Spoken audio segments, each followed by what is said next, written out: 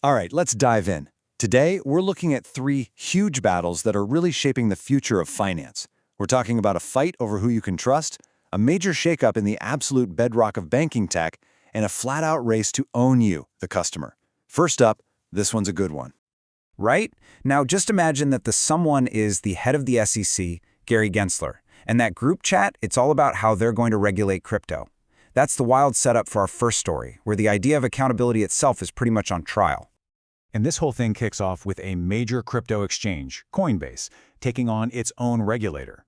But they're not just fighting about the rules of the game, they're fighting about whether the referee is even keeping score properly. This is all about credibility.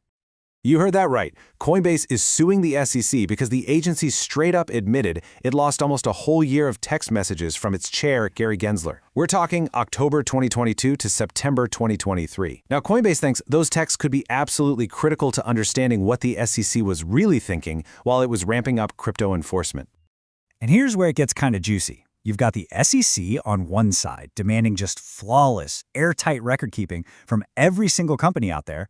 But then you look at their own report card, and they're admitting to, quote, avoidable mistakes that just happened to lead to a year of lost texts. It has a real do as I say, not as I do vibe, doesn't it? So you have to understand the strategy here for Coinbase probably isn't about finding some single smoking gun text message. No, it's bigger than that. It's a perception play. They want to paint the SEC as disorganized, inconsistent, to plant that seed of doubt that maybe the regulator can't even follow its own rules. I mean, think about it like this. Even if those lost texts had nothing important in them, the fact that the ref's playbook is just gone, it makes everyone question if the game is even fair. It just completely erodes trust. And that's really the heart of it. When you boil it all down, Coinbase is taking this from a simple fight over rules and turning it into a very public battle over the SEC's fundamental authority and its right to be trusted as a regulator. Okay, let's move on because this theme builds from credibility right into the very foundations of banking itself.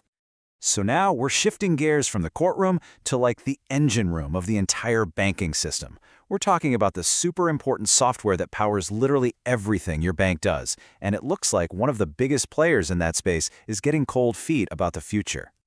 So first, what exactly is a core banking system? Well, it's the absolute heart and soul of a bank. It's the back-end system that juggles your account balance, processes every loan, and keeps track of every single swipe and tap. It's not an exaggeration to call it the bank's digital foundation. Okay, so here's the play-by-play of what's been going on with FIS, a giant in this world.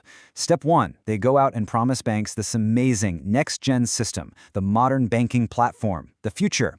Then, step 2, they kind of quietly stop selling it. And for the final step, they take an old legacy system, dust it off, and give it a shiny new name. The analogy here is just perfect. Imagine you're a bank and you were promised this brand new cutting-edge stadium, but instead you're told, hey, we just put a fresh coat of paint on the old one. Looks great, right? You'd probably start wondering if it's time to find a new home team. And the consequence of all this? Well, this whole pivot just blows the doors wide open for their rivals. By backing away from that next-gen promise, FIS has basically made its own customers pretty nervous. All those banks are now worried they'll get stuck on old tech, which is a massive opportunity for competitors like Jack Henry and Finastra to swoop in and say, hey, we've got a real path to the future. All right, for our third and final story, we're moving from the bank's deep infrastructure right into your wallet. This is about how a company that's famous for doing one thing really well tries to become everything to its customers. And trust me, it's a playbook you've definitely seen before. So, Remitly, a huge name in sending money across borders, is making a really big move. They're launching a paid subscription service called Remitly One. And the goal here is pretty ambitious, to go from being a tool you use once in a while to becoming an essential part of your everyday financial life. So what's in the box? Well, they are packing a ton of value into this bundle. Of course, you get faster transfers and lower fees, but you also get a digital debit card, a wallet that can hold different currencies, a send now, pay later feature, and for some users, even access to stablecoins like USDC. They're not just adding features, they're building an ecosystem. Now, if this strategy sounds familiar, well, it should. It's the classic Amazon Prime playbook. Amazon got us all hooked with that one killer feature, free 2-day shipping. Then they just kept layering on more and more perks, video, music, you name it, until the value was so high that the thought of canceling just felt painful. Remitly is running that exact same play, But their hook is remittances. So what does this all mean? This is Remitly's play to graduate to the big leagues.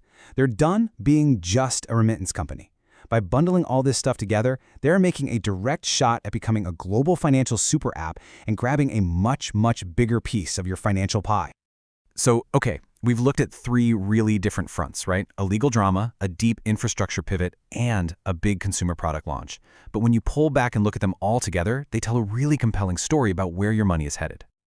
So let's tie this all together. First, we had Coinbase and the SEC, which is really a battle over regulatory trust. Who do you believe? Then you've got FIS's big pivot, which kicks off a battle for the very future of banking's plumbing. And finally, Remitly's super app play, which is an all-out war to own the end customer relationship. And all of that leaves us with one massive question. In a world where the credibility of the refs is being challenged, where the foundations of the whole system feel a little shaky, and where everyone is trying to bundle you into their ecosystem, who do you think is actually going to win the right to manage the future of your money?